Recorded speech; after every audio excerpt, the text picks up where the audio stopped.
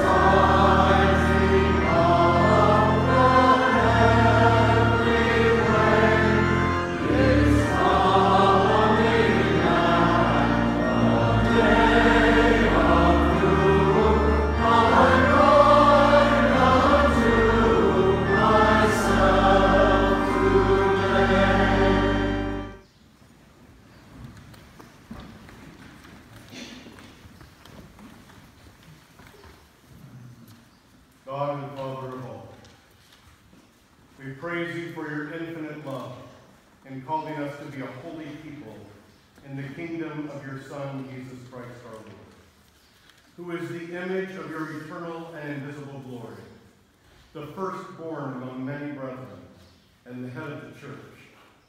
We thank you that by his death he has overcome death, and having ascended into heaven, has poured his gifts abundantly upon your people, making some apostles, some prophets, some evangelists, some pastors and teachers, to equip the saints for the work of ministry and the building up of his body.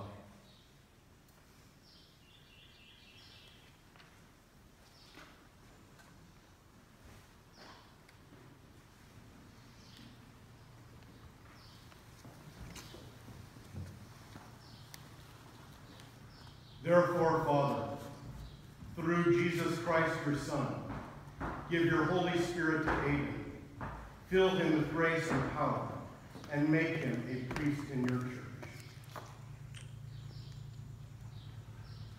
May he exalt you, O Lord, in the midst of your people. Offer spiritual sacrifices acceptable to you. Boldly proclaim the gospel of salvation, and rightly administer the sacraments of the new covenant. Make him a faithful pastor, a patient teacher, and a wise counselor. Grant that in all things he may serve without reproach, so that your people may be strengthened and your name glorified in all the world. All this we ask through Jesus Christ our Lord, who with you and the Holy Spirit lives and reigns, one God, forever and ever. Amen.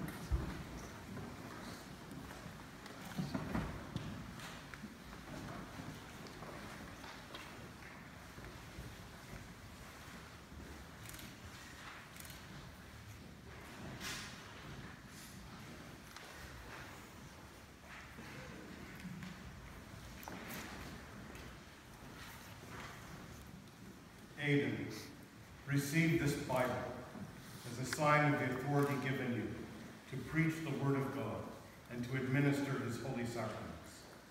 Do not forget the trust committed to you as a priest of the Church of God.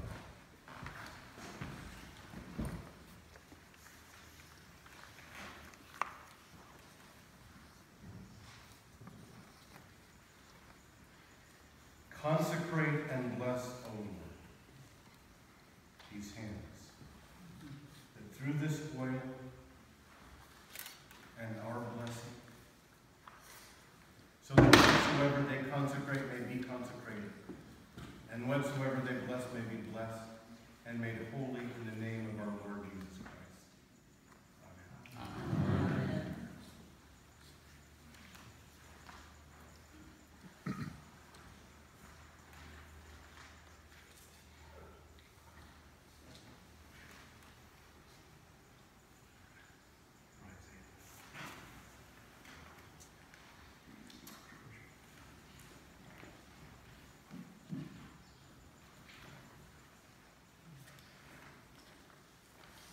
Aidan, and all our brothers and sisters, the peace of the Lord be always with you. And also with you.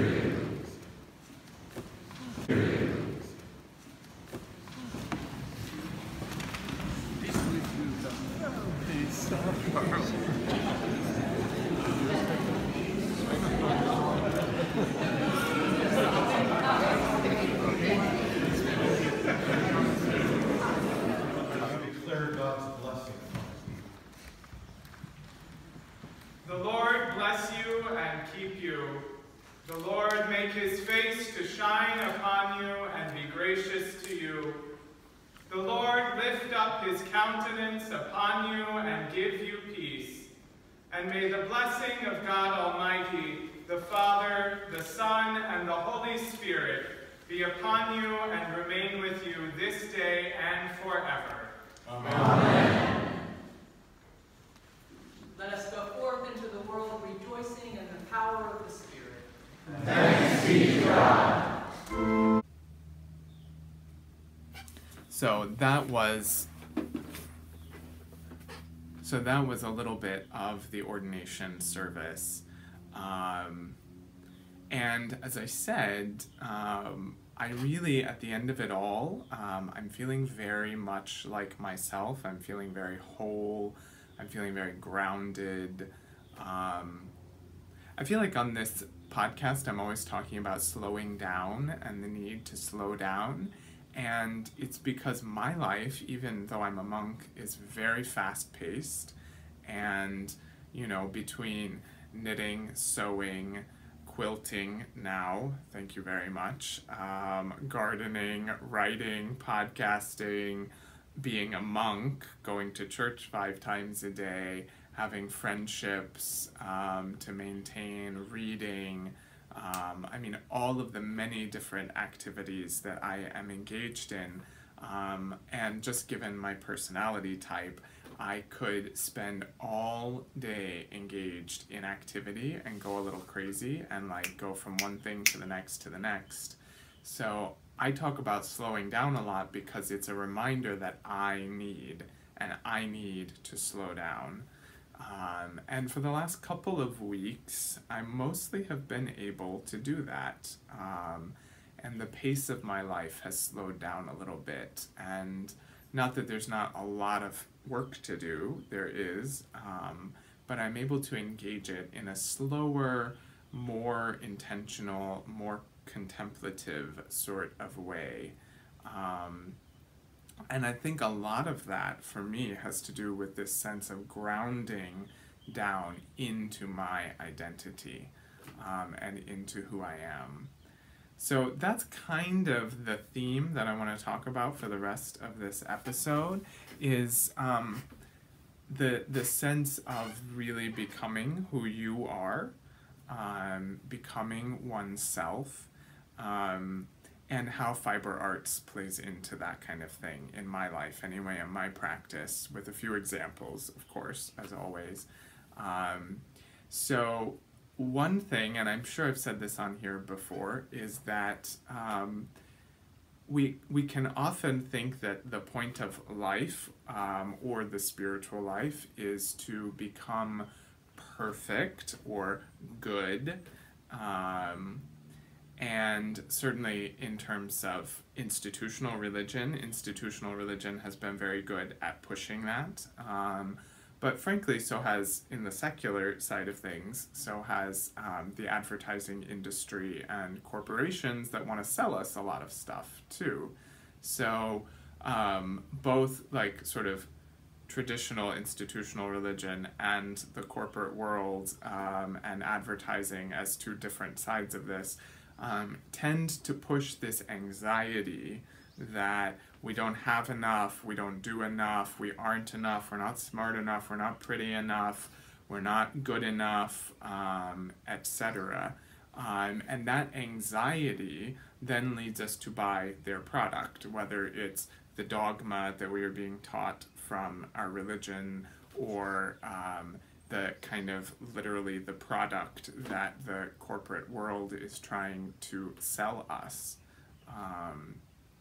I set that up on one side against what I would call like authentic spirituality, which, as I've said on this show before, is sometimes religious and is sometimes not religious.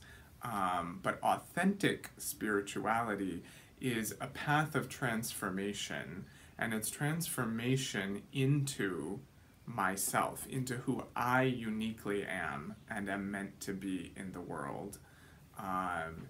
And so the way that that happens is through what we call spiritual disciplines or spiritual practices. And again, I use that term very loosely because there are traditional spiritual practices in the Christian tradition, being things like silent prayer, contemplation, reading of scripture, fasting, giving alms, all of those kind of things. But I believe that any practice that channels channels attention and intention, where the goal is to kind of peel away the layers of the ego self, to reveal what is authentically me beneath all the kind of piled on stuff. Whatever helps us to do that is a good, healthy, holy thing and practice to be engaged in. And so for many of us, that's the fiber arts and other kinds of craft and engagement with the material world, because they encourage slowness, they encourage attention, really focusing on what's in front of us. They encourage us to engage questions of meaning and materiality and all of that sort of thing. But so if the goal of authentic spirituality is not to become good or perfect or whatever, then what is it? And I would say that the goal is to become real, so that at the end of the day, we're like the Velveteen Rabbit, you know, who has been loved into being real. And of course, that's how realness and authenticity come out. They come out through love, through being loved enough to have all of the rust kind of rubbed away. And let's not kid ourselves, that's not an easy or a comfortable process.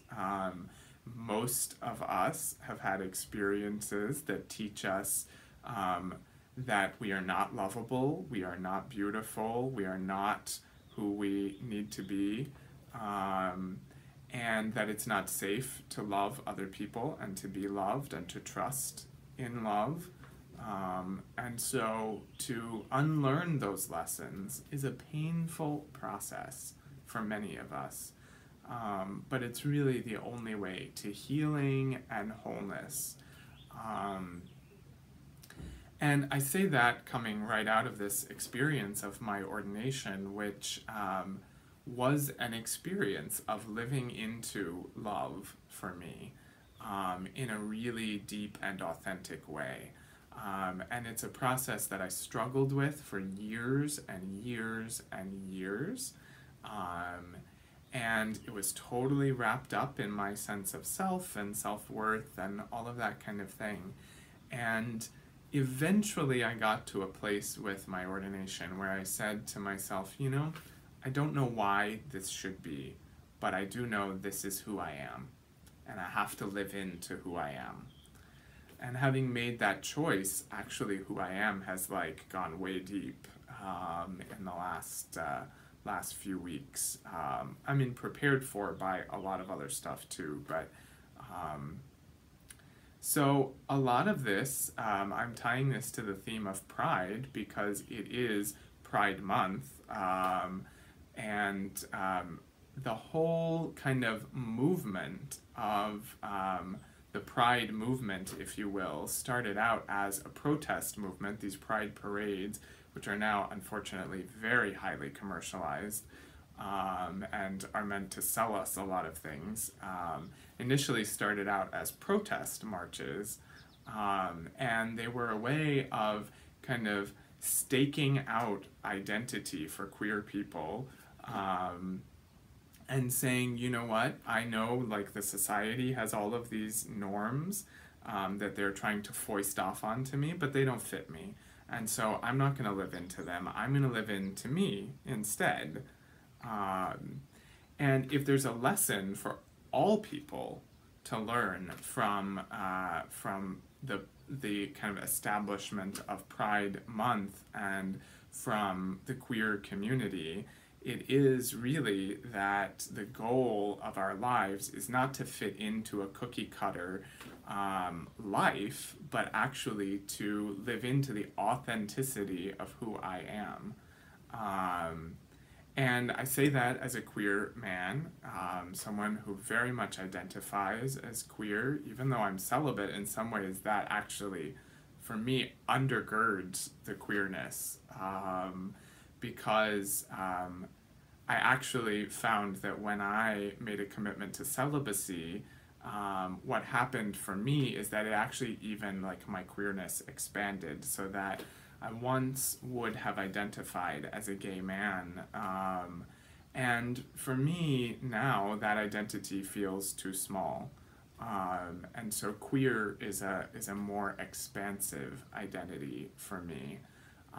And I think whatever your sexual orientation or your gender identity or expression is, I think we could all benefit from some queerness, because queerness is about identifying the ways that we do not fit in to the kind of hegemonic cultural kind of conditions and identities that we're told and socialized to fit into. And whatever your sexual orientation or gender identity is, there are ways that you don't fit in to that kind of normal life, however that is pushed for you in your context.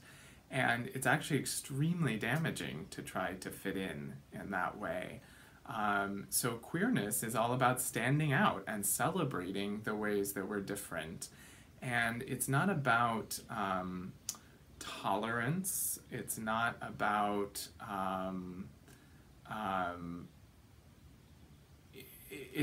inclusion, which I find to be a rather anemic sort of goal, to be included. It's actually about integration.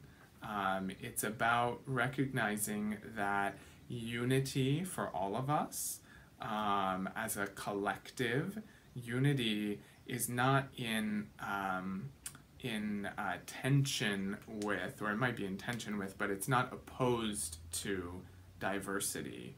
That actually we are all totally unique manifestations. There's no one else in the entire universe who is exactly the way that I am, which means that I have a unique gift to bring and to offer.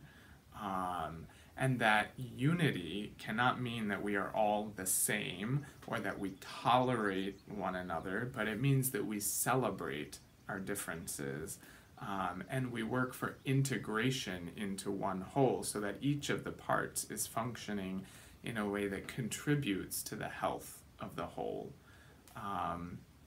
So that works societally, and it works inside me as well, so that those parts of myself that I feel most embarrassed or ashamed of, those are actually the parts that I need to be paying attention to and integrating into the whole, so that I'm functioning as one whole being as well. So that's 18 minutes, as I see now on my timer, of kind of spiritual theory and queerness and all of that. But so how does this show up in fiber arts, and what the hell does fiber arts have to do with all of this kind of thing? Because I know that's why you're here, and that's also why I'm here. Well, especially because our fiber arts have a lot to do with kind of clothing and apparel and the way that we physically present ourselves in the world. The things that we make and the things that we wear and the way that we make them are all ways of playing with material reality to try to experiment with identity, to try something on. And the great thing about clothing is you can put it on and then you don't like it or you move on to something else, you could take it off. That's the same thing with sewing and with knitting. You know, you can make something and maybe it's perfect for you at a certain time in your life, but later on you can get rid of it, you can remake it, you can give it away, you can do whatever with it. I think for me, the way that it's working in my own life, I'll give you some examples right now, is that I'm feeling really fluid, dynamic, and playful as I kind of ground down into this deeper sense of who I am.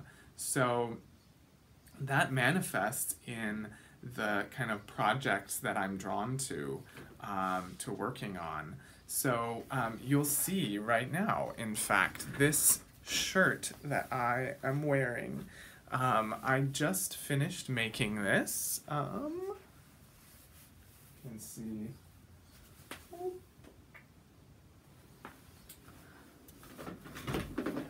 This is the Merchant and Mills t-shirt pattern. It's woven. I use woven cloth for it. And this pattern is Our Lady of Charity, which is, she is the patron of Cuba, I found out. But one of you viewers, Sangita, sent me a box full of fabric, and this beautiful fabric was among them. Now, you will know if you have been watching me and following me for a while that I tend to go for more classic looks, both in terms of design, but also in terms of fabric. Like, I don't wear a lot of loud things. This is like really out there for me. But I saw this fabric and I thought, and then with the encouragement of some other people, I thought, you know, that's really fun. It's playful. It expresses a part of my personality that doesn't get as much airtime, perhaps. This is not sophisticated. It's not, it's a little campy,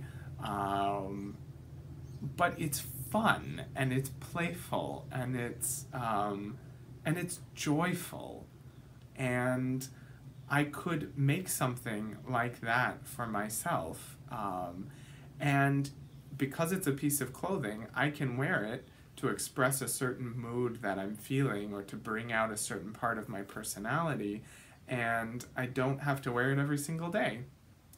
And I can make this today, and tomorrow I can make something that is made from a plain gray linen, and has, you know, a beautiful cut to it and that kind of thing, you know. I can just make different things to express the various aspects of who I am. Whereas if I were buying my clothes in the store, you know, I'd have to get pretty much exactly what was in the store. I wouldn't have as much freedom of expression there to express the joy and the playfulness and the fluidity of my, you know, of my identity and my sense of self. Similarly, I have been realizing, and I've shared this some on Instagram, that I've gone through like a lot, I mean, by no means all of the men's sewing and knitting patterns out there, definitely not, but there is a very limited repertoire of patterns that are designed for men, or men's bodies, and frankly, I'm a little bored with them. I've made a lot of menswear, as you know, and I'm sure I will make more of it. In fact, this is a men's pattern. I'm going to make a couple more collared shirts in some plaid fabrics that were given to me. But I'm also now, I'm no longer, this is what I mean to say, I'm no longer accepting the gendered labels of clothing patterns. When I see something that says it is a women's pattern, that does tell me that it's probably designed for a body that is shaped differently from mine, and that it may take some adaptations to adapt it, so that to modify it so that it fits my body. But I'm not just going to take patterns at face value for their kind of gendered labels in that sense. So I have two patterns actually that I'm either actively working on or am about to begin actively working on for myself that are labeled as women's patterns. Gosh, I've been doing these air quotes a lot recently. I mean, just in this episode, but anyway, that's neither here nor there. So I'm adapting other patterns so that they fit my body, but I can take some of the spirit or the design elements of those patterns. So one of those is the Ashland pullover, which I had actually decided I was going to make before Brooklyn Tweed released their new line of yarn called Peary, which is a fingering weight merino yarn. Excuse me. And I've been working on color work this year, as you may remember, and so I really wanted to do a color work pullover for myself, and even though I sort of just finished a color work pullover, and I saw Ashland, and I thought the motif was beautiful and modern. Now, it's a women's pullover. It does have waist shaping in it, but I looked at it and I thought there is no reason I could not adapt this pattern to fit my body. So that is what I have decided to do. And then Brooklyn Tweed re-released it, made in their new yarn Peary, and I love the colors that they picked for it. The dark gray with the yellows and golds in it. So I decided I wanted actually to make it into a cardigan. And I picked out some colors, and I actually did order the Peary, which by the way is the first yarn that I have purchased in 2018. And it's the end of June, so I went 6 months without buying any yarn. But anyway, this is what I have so far. This green color is called Nori. The gold is Tincture.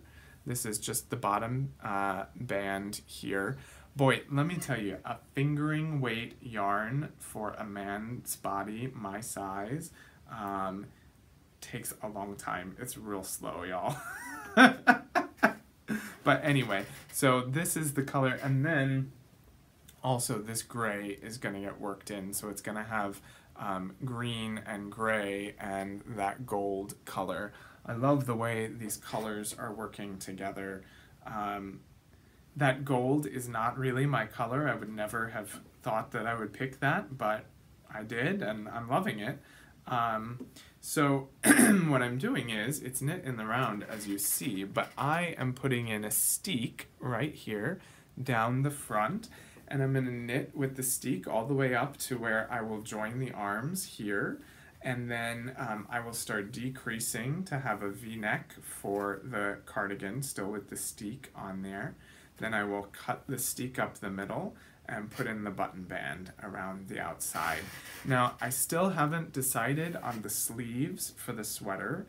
Part of me wants, now the design has the sleeves, you keep the colorwork pattern, but I've actually thought of just knitting them solid in this green color and then setting them in, which means I'd also need to have steeks for the armholes. I'm either going to do that, or I am going to continue the color work on the sleeves, and I will join them at the underarms and do raglan decreases. I have not yet decided, but I probably have another 6 weeks before I even get to the armpits because it's fingering weight. So I have some time on that one. The other pattern, so that's one pattern. The other pattern that I'm going to adapt for myself is the Wixton oversized kimono jacket that is like all the rage in the sewing community right now. So if you are a sewist, then I'm sure you're familiar with this pattern. For those of you who aren't, it's this really beautiful oversized kimono jacket. It's just what it sounds like. It goes down to the thigh, though I pre-ordered the new pattern release, which has 3 different options, 3 different length options in it. But the original goes down to the thigh. It has big patch pockets on the front. It has a shawl collar, and it's just like drapey and big. Now, I saw this pattern and I thought, I know this is technically made for a woman's body, but it has no shaping in it whatsoever. It's just a big jacket. And I really loved the aesthetic of it.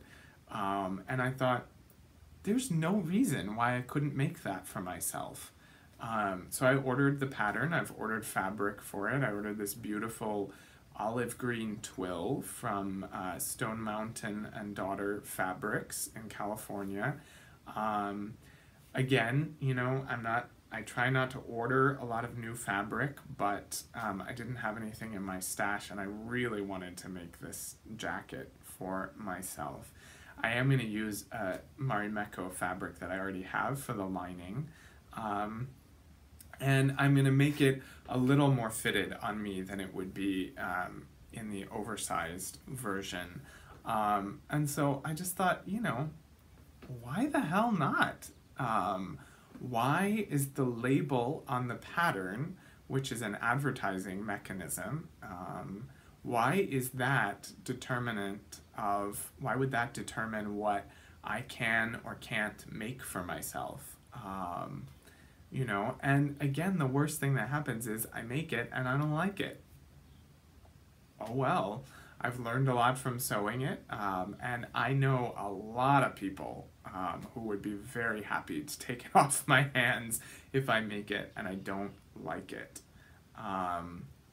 So that's all a part of the like fluid, dynamic, playful kind of aspect of my personality that I feel are coming out right now in some of my fiber arts practice as well. Certainly my growing my hair out is a part of that.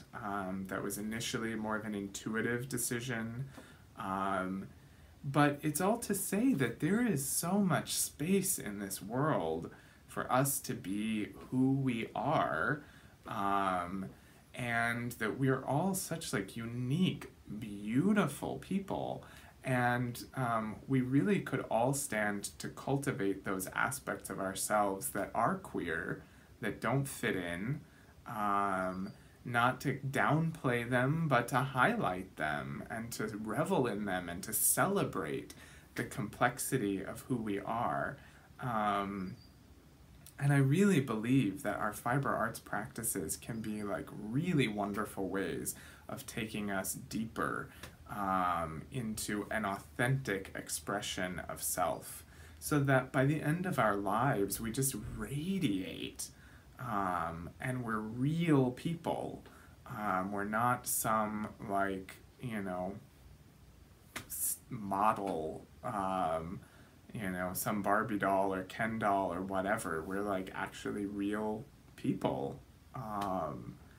So that's my hope for myself. That's my hope for you. It's one of the reasons that I absolutely love being in the fiber arts world, is that I really get to play and experiment and try new things on. And with every stitch, I discover a little bit more of who I am. And I think that's true for many of you as well. It is from the comments that I get from you. So that's my big thing for this episode. I do have a couple of, I have a giveaway to talk to you about, and then I have a make-along that I've been planning out that I want to share with you. And then that will wrap it up for this episode. So the giveaway and the make-along are part of the same kind of world. As you know, I do a lot of remaking, and I've increasingly been doing more of it, where rather than getting rid of things that either no longer fit me, either physically or no longer fit my style, if I'm able to, I have been taking those things apart and making them into other things. So a great example is what I did with the cabled monster sweater that I pulled apart and turned into that shawl collar peaks sweater. That was a kind of remaking. Quilting is a wonderful kind of remaking. I am starting a quilt project for myself slowly here, but I'm using all fabrics that I already have in my stash, many of them from shirts that people were giving away. I was remaking when I made my, I made some t-shirts recently from other old t-shirts. That's a form of remaking. And I find that to be a really creative way to engage without having to spend a lot of money, because you already have whatever it is that you're working with. And it really challenges me to see the material object in my life in a different way, and to realize that just because the life of something has come to an end in its current incarnation, it doesn't mean that it can't still be made into something new. So I want to host a remake along. I will officially kick that off the next time that I podcast, but I want to give you a little bit of a heads up about it, so that if you're interested in participating, you can do that. You can start thinking about what you're going to do. And also, if you are a vendor of some kind in the fiber arts world and you'd like to donate some materials of some kind as the giveaway prize for the remake along, please be in touch with me on Instagram or Ravelry. But essentially, here's what I'm thinking. It will be a multi-craft remake along. And the idea is that you just take something that you have already made that you're not into anymore for whatever reason, and you take it apart and then you remake it into something else. So to give you an example, I have 2 sweaters that I have made that don't work for me anymore. One of them never really worked for me, the sleeves. It's just a plain raglan sweater. The sleeves, now that I've worn them a little bit, come to like here instead of here, so they're about an inch too short. The other is the very first sweater I ever made, and I didn't know about alternating skeins at that point, so there's a very clear line between dye lots on the yarn that I was using. So those sweaters were great when I made them. Well, they had problems too, but I was okay with them when I made them, but I'm not anymore. So what I'm going to do with them is I'm going to rip them out, and I am going to remake them into new sweaters. So think about what you might want to remake. Maybe you have a piece of clothing that doesn't fit you anymore because you have grown or shrunk in size, and you want to use that fabric as a part of another project. Maybe you have some old shirts you want to cut apart to turn into a quilt. Maybe you have a shawl that's in a color you don't particularly like anymore, and you want to dye it into another color. Maybe you, like me, have a sweater that is not your style anymore, it doesn't fit you right, and you want to rip it out and use that yarn for another project. This is your opportunity to take what you already have and re-envision it so that you can have all the fun of knitting or sewing or crocheting or whatever it is you do without the expense of a whole new set of materials. And maybe you do need to buy one or two things to complement what you already have. Or maybe you have some new stuff in your stash. You can combine new and old. There aren't a whole lot of rules that I'm envisioning here, but my thought is we will start at the end of July and we will go through October, and that will give us hopefully something new for the fall when it's cool enough to start wearing our knitted things, or to have a new quilt on your bed, or to give away to somebody else, however works for you. So we'll have the official launch on the next podcast episode, but this gives you a chance to kind of start to think about what you might want to remake, because that's becoming a big part of my fiber arts practice, is remaking. Now, the giveaway that I mentioned, and this may help you in your remaking. As I mentioned in my Instagram feed before my ordination, so probably a month ago, I've paired up with Abundant Earth Fiber out in Washington State on Whidbey Island near Seattle.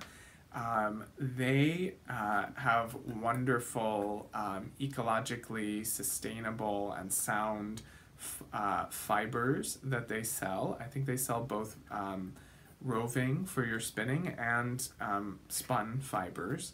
But they have added a new product to their line, and they sent me a bunch of samples of it to give away on the podcast. This is called Wool Tinctures, and the idea is that, and they're using the hashtag Stash Makeover, hashtag Stash Makeover. The idea is that maybe you have a leftover skein from a previous project, and you are kind of tired of that color or whatever, but you'd really like a different color. So they've come up with a very easy dye system called Wool Tinctures, where you can dye single skeins of yarn. Now, they don't say this on their website, but I think you could also dye projects. So like maybe you made up a pair of mittens, plain mittens, and you want them a different color. Well, why couldn't you dye the mittens that are already knit? I'm sure you could. So to give you a sense of what this looks like, they sent me this beautiful skein of natural, undyed merino wool, worsted weight, non-superwash, of course.